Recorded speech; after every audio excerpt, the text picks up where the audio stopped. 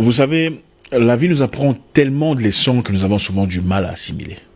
Regardez autour de vous, vous remarquerez tellement de choses instructives, tellement d'éléments enrichissants, tellement d'outillages qui pourraient complètement changer notre perception de notre existence. La chose la plus proéminente que l'humain pourrait gagner au-delà des finances, c'est la paix. La paix est la chose la plus importante que l'être humain pourrait avoir.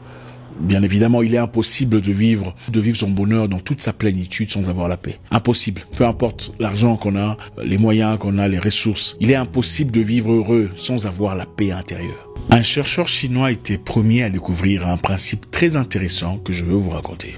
Un chercheur chinois, après avoir conduit plusieurs expériences avec des fourmis et des araignées, était le premier à découvrir qu'après avoir tracé une ligne avec un marqueur ou un stylo devant ces bêtes, elles avaient tendance à changer de direction. Elles avaient peur.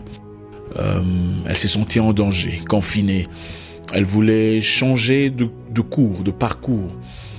Et cette ligne qui, pour nous, est complètement anodine, pour eux représentait un obstacle infranchissable, un mur insurmontable. Il essayait toutefois de les mettre en danger, de les angoisser, de les inquiéter. Et ces bêtes, malgré leur effort, ne pouvaient pas franchir cette ligne qui, en effet, ne représentait pas grand-chose du tout. Elles avaient envie de partir, de s'en aller, de s'évader, de revoir leur liberté.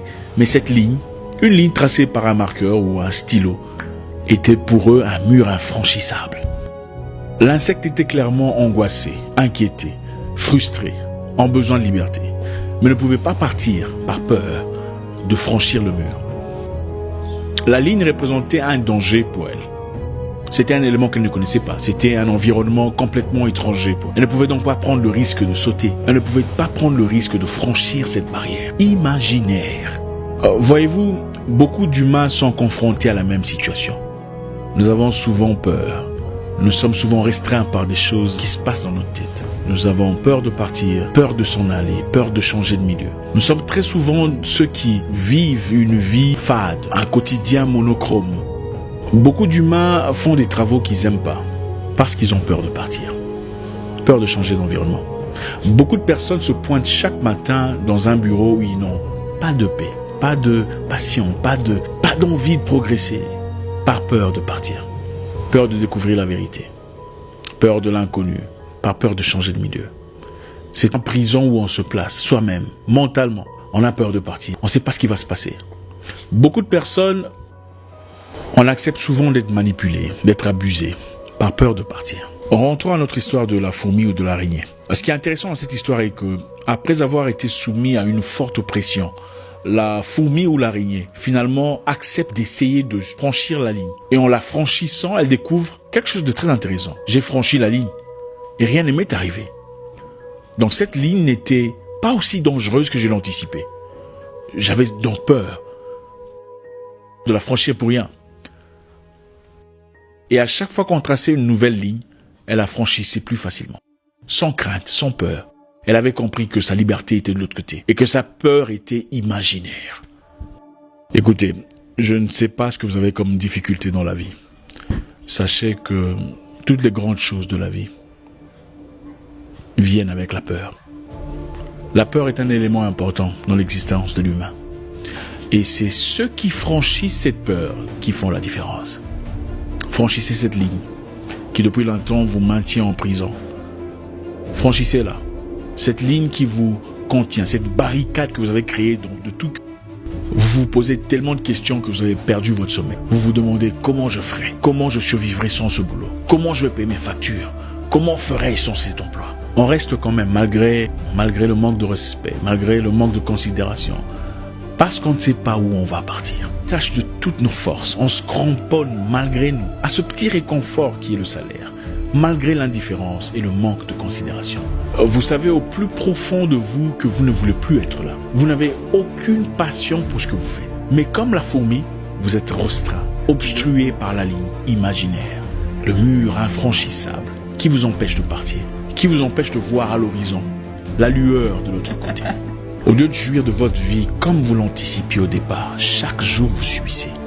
Infidélité, impolitesse, manque de respect, quelquefois brutalité. vous pardonnez. Comme pour la fourmi, vous avez peur de partir. Peur de franchir la ligne. Parce que vous ne savez pas ce qui se passe à l'autre côté. On ne veut pas recommencer à zéro. On ne veut pas se sentir en insécurité. Vous êtes depuis longtemps coincé dans une relation infertile, stérile, toxique, qui ne marche pas et vous le savez. Vous vivez chaque jour en mode de survie. Vous êtes toujours en problème, toujours en guerre. Vous n'avez aucune passion de cette histoire, aucune récompense émotionnelle, mais vous restez quand même. Parce que ça fait beaucoup d'années que vous y êtes. Qu'est-ce que les gens diront? Qu'est-ce que les gens penseront? Qu'est-ce que les gens diront de nous, de moi? Ai-je perdu toutes mes années? Vous vous dites, si je reste encore un peu, peut-être qu'il m'épousera. Comme pour cette fourmi ou cette araignée, votre limitation pourrait être n'importe quoi. Le cerveau de l'humain a été conçu de sorte à le protéger du danger, même des dangers inexistants.